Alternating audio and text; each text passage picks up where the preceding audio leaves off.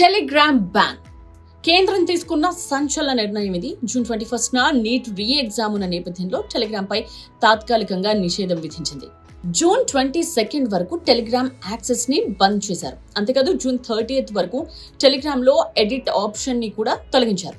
Paper leak మోసాల్ని ఆపేందుకు ఈ నిర్ణయం తీసుకున్నారు. ఐటీ చట్టం సెక్షన్ 69A కింద ఈ యాక్షన్ తీసుకున్నారు.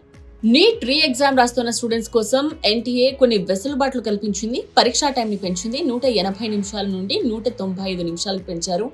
సో మధ్యాహ్నం 2 గంటల నుండి సాయంత్రం 5 గంటల 15 నిమిషాల వరకు ఎగ్జామ్ ఉంటుంది. అండ్ బుక్లెట్ లో రఫ్ కోసం ఎక్స్ట్రా పేజెస్ ని కూడా ఇస్తున్నారు.